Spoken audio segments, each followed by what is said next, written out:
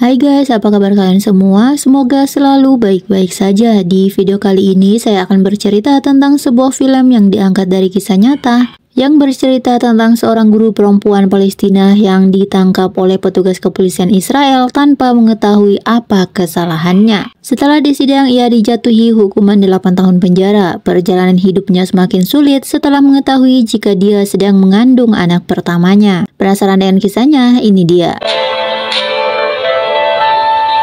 Film ini diawali terlihat beberapa polisi Israel yang sedang melakukan penangkapan seorang wanita Palestina bernama Layal. Layal adalah seorang guru sekolah yang baru saja menikah. Dia ditangkap setelah memberikan tumbangan kepada remaja laki-laki yang tanpa dia ketahui telah menyerang pos pemeriksaan militer dan menyebabkan satu orang tentara Israel meninggal dunia akibat hal tersebut. Layal dicurigai sebagai kaki tangan dari remaja laki-laki tersebut. Ketika diinterogasi, Layal mengaku memberikan tumpangan karena remaja laki-laki itu terluka. Namun dia benar-benar tidak tahu siapa namanya dan di mana tempat tinggalnya. Karena polisi tetap tidak percaya, Layal pun dimasukkan ke penjara. Penjara ini menampung jenis tahanan yaitu yang merupakan tahanan politik dan warga Israel yang merupakan penjahat terpidana. Tapi saat itu Layal dimasukkan ke sel yang berisi orang-orang Israel. Orang yang berkuasa di sel tersebut bernama Zefa. Di depannya ada sel yang berisi orang-orang Palestina yang diketuai oleh pejuang Palestina bernama Sana.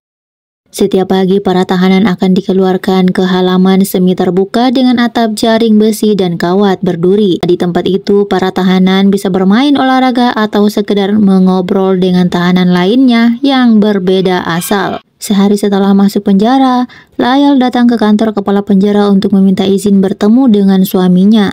Kepala penjara tidak memberikan izin begitu saja. Dia memberikan sebuah penawaran. Layal akan diizinkan berbicara dengan suaminya, tapi sebagai gantinya Layal harus melaporkan apa saja yang orang-orang Palestina lakukan di sel dan bagaimana mereka mengirim pesan keluar. Tanpa pikir panjang, Layal pun menyetujuinya. Dia akhirnya bisa menerima kunjungan dari suaminya. Layal meminta pada sang suami agar secepatnya mengeluarkan dia dari penjara. Suaminya pun berkata mereka harus membuktikan bahwa Layal tak ada hubungannya dengan remaja laki-laki itu. Layal bertanya bagaimana caranya. Suaminya pun menjawab di persidangan nanti Layal harus mengatakan bahwa remaja laki-laki itu mengancamnya untuk memberikan tumpangan. Itulah satu-satunya kesempatan agar Layal bisa dinyatakan tak bersalah.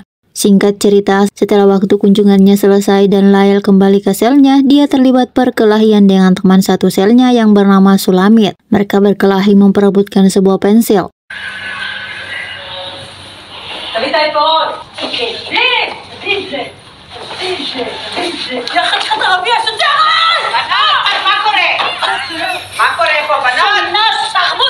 Zefa melerai mereka berdua kemudian mengadukan pada penjaga kalau Layal menyelundupkan pesan ke sel orang-orang Palestina. Karena kejadian itu, penjaga memasukkan Layal ke sel gelap sebagai hukuman, tapi tak lama kemudian dia mual dan muntah. Penjaga pun segera membawanya ke klinik kesehatan. Setelah diperiksa, dokter memberitahukan bahwa Layal sedang hamil. Dokter juga memberikan saran kepada kepala penjara untuk memindahkan sel Layal demi kebaikan kesehatannya. Kepala penjara kemudian memerintahkan kepada Layal untuk menggugurkan kandungannya sebab akan sulit merawat seorang anak di dalam penjara. Selanjutnya, sesuai saran dokter, Layal pun dipindahkan dari sel orang-orang Israel ke sel orang-orang Palestina. Sel tersebut diisi oleh Sana, Rihan, Im, Ali, Jamilah, dan Fida. Layal diperlakukan dengan baik, bahkan mendapatkan rancang untuk tidur. Ketika semua orang sudah tidur, Sana dan yang lainnya bersama-sama menulis pesan untuk diselundupkan keluar. Layal yang belum dekat dengan siapapun hanya melihat mereka melakukan itu. Singkat cerita, sekarang kandungannya telah berumur 3 bulan. Kepala penjara memanggil Layal ke kantornya untuk membuat keputusan mengenai tawaran untuk aborsi. Tapi Layal berkata dia harus menanyakan kepada suaminya terlebih dahulu. Dia pun diizinkan untuk menelepon suaminya. Di luar dugaan, suaminya justru memintanya mengecek kembali kehamilannya. Seakan tak percaya Layal sedang hamil. Mendengar itu, kepala penjara kemudian memberi Layal waktu 2 minggu untuk memberikan keputusan final. Di waktu yang sama, penjaga tiba-tiba melakukan inspeksi ke sel mereka. Jamilah yang ketahuan menyimpan surat di bawah kasur ditampar dan dibawa oleh penjaga untuk menerima hukuman. Saat itu terjadi, Layal baru saja kembali dari kantor kepala penjaga. Sana langsung mencurigai Layal telah mengadukan semuanya kepada penjaga demi bisa menelpon suaminya. Mendengar tuduhan tersebut, Layal mencoba mengancam Sana dengan potongan kaca, tapi tanpa sadar malah tangannya sendiri yang terluka. Dia pun dibawa ke klinik kesehatan. Di sana dia diobati oleh petugas kesehatan bernama Aiman. Hari berikutnya, Jamilah sudah kembali setelah menjalani hukuman. Terlihat ada luka lebam di wajahnya, tapi Jamilah terlihat tetap kuat. Ketika semua tahanan sedang makan, Zefa dengan sengaja melempari Sana dengan makanan. Dia menyebut Sana sebagai pelacur Arab. Sana yang tidak terima dengan perkataan Zefa langsung berbalik membalas melemparkan makanan dan terjadilah perkelahian.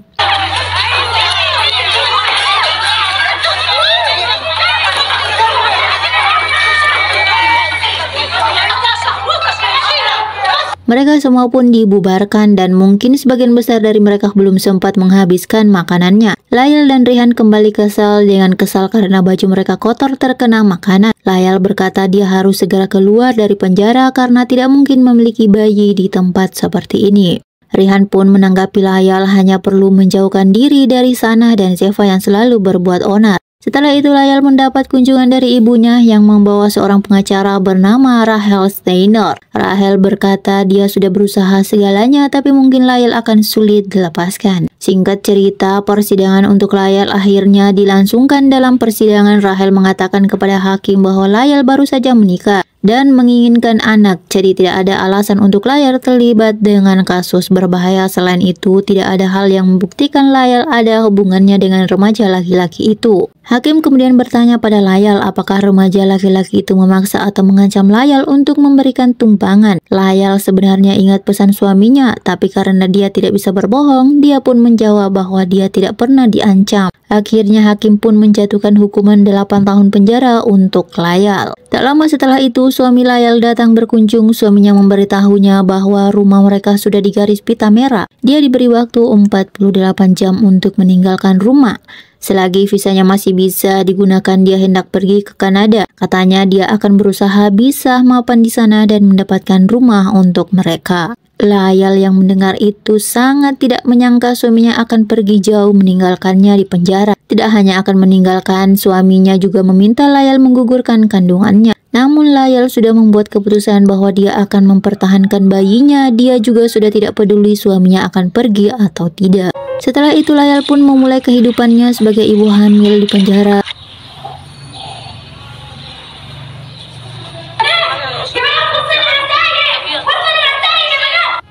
Suatu hari dia mendapat surat dan foto murid-muridnya di sekolah tempatnya mengajar. Dia sangat senang mengetahui murid-muridnya ternyata merindukannya. Tidak hanya Layal, semua orang yang di sel itu juga mendapat surat dari keluarganya masing-masing. Suatu pagi Layal melihat Jamilah dan Sana diam-diam menyusupkan surat di lubang tembok. Di saat yang sama Rahel datang menemui kepala sipir membawakan buku-buku untuk Layal dan teman-temannya. Namun kepala sipir tidak mengizinkan dengan alasan keamanan. Dia mengatakan pada Rahel bahwa tidak bisa membelokkan peraturan untuk memenuhi kebutuhan semua orang. Tapi nyatanya kepala sipir sendiri bisa membelokkan aturan untuk para napi Israel. Rahel ini adalah orang Israel. Dia memiliki seorang putra yang sudah meninggal dunia setelah dikirim berperang melawan Palestina. Tapi dia tidak pernah menyalahkan orang-orang Palestina. Baginya itu hanyalah perang kotor yang mengirimkan anak berusia 18 tahun untuk berperang. Sebab itulah dia tetap mau menjadi pengacara untuk membantu Layal. Suatu hari saat mereka sedang mencuci baju, Layal melihat Sulamit sedang sekarat di dekat jemuran. Awalnya dia ragu untuk menolong, tapi akhirnya dia memanggil orang untuk meminta bantuan.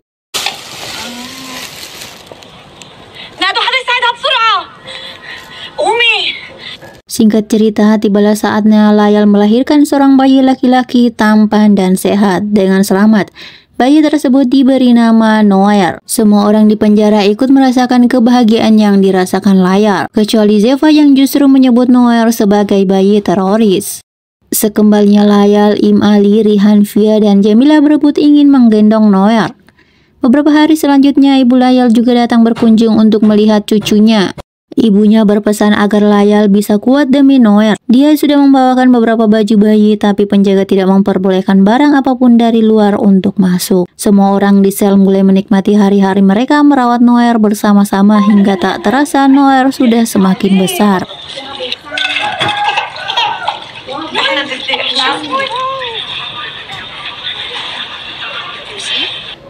Suatu pagi, Siper menemukan lubang yang biasa Sana gunakan untuk berkirim pesan dengan para tahanan pria. Sana dan semua orang satu selnya pun dihukum memasak untuk para petugas. Sana mencurigai Layalah yang memberitahukan kepada Siper. Namun sebelum mereka berdua sempat bertengkar, Jamilah berteriak kesal. Dia berkata tidak mau lagi memasak untuk para petugas. Dia ingin meracuni petugas dengan menuangkan semua bumbu yang ada ke dalam panci. Akibat perbuatannya itu, lagi-lagi Jamilah dihukum. Pada saat malam hari, Noer terus-menerus batuk. Layal segera membawanya ke klinik kesehatan untuk diobati. Di sana dia bertemu lagi dengan Aiman. Setelah sekian lama, Aiman memberitahu untuk rutin mengoleskan minyak zaitun kepada dada Noer, lalu menyelimutinya. Dia juga memberikan mainan kayu berbentuk burung untuk diberikan kepada Noer. Tidak terasa waktu berlalu. Noer sudah berusia 2 tahun. Rihan dan lainnya bersama-sama menyanyikan lagu Selamat Ulang Tahun untuk Noer. Sulamit yang melihat kehangatan di sel orang-orang Palestina tanpa sadar ikut bernyanyi, yang kemudian dihentikan oleh Zefa.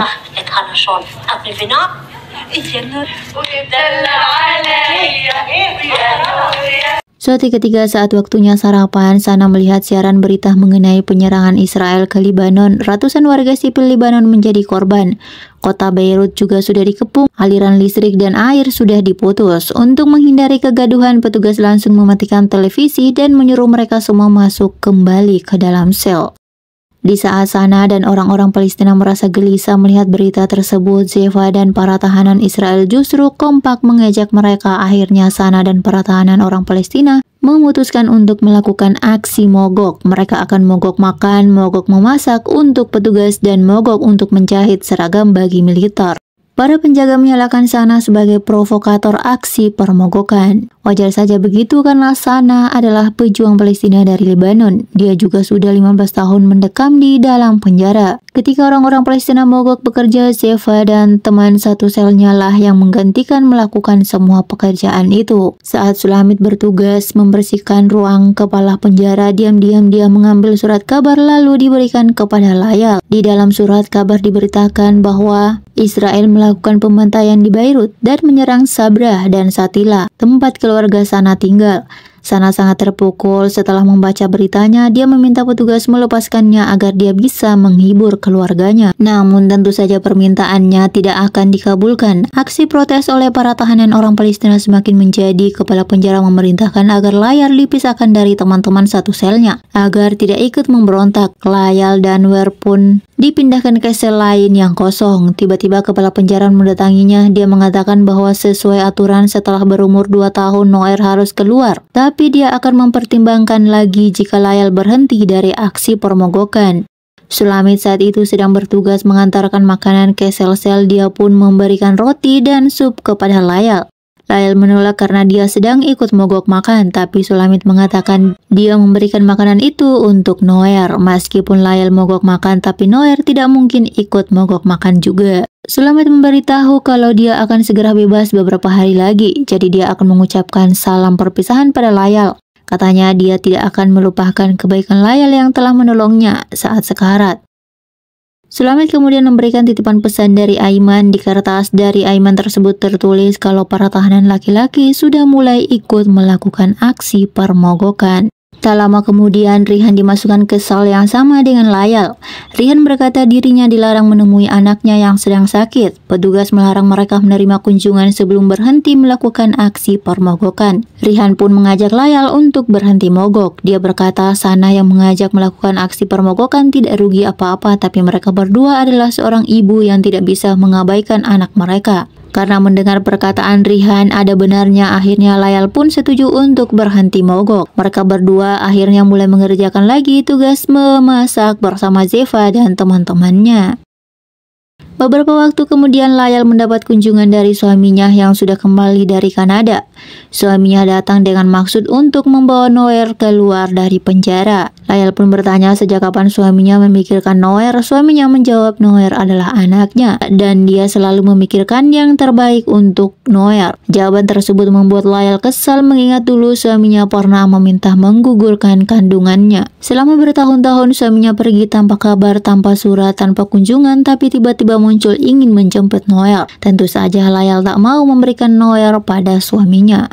Suatu ketika Layal tak sengaja memergoki Rihan sedang mengobrol dengan para penjaga. Rihan terlihat cukup dekat sampai bisa berbagi rokok. Gara-gara itu Layal pun memutuskan untuk kembali melakukan aksi mogok. Layal curiga selama ini Rihan yang melaporkan semua aktivitas mereka kepada penjaga. Saat kembali ikut melakukan aksi mogok, tak lama kemudian para sipir datang membawa paksa Noer untuk keluar dari penjara.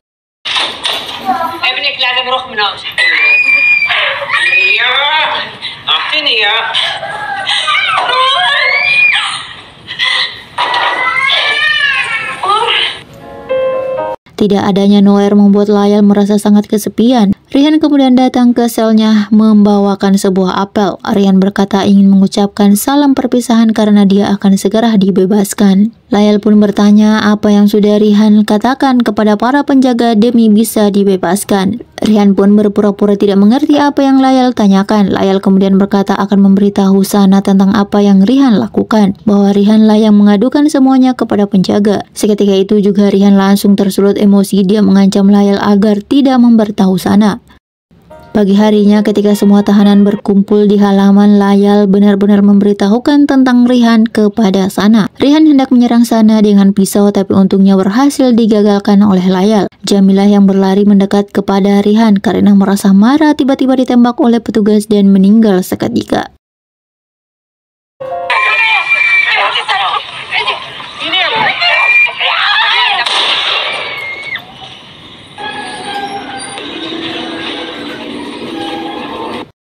Video saudari Jamilah berteriak histeri. Sejak saat itu aksi permogokan semakin menjadi baik tahanan perempuan maupun laki-laki membuat kebisingan dengan memukul-mukul sel besi mereka. Kepala penjara kemudian mengambil tindakan, dia mengirim petugas untuk menyemprotkan gas agar para tahanan berhenti barulah. Diam-diam Sulamit melaporkan kepada pengacara Layal tentang penembakan Jamilah dan penyemprotan gas kepada para tahanan.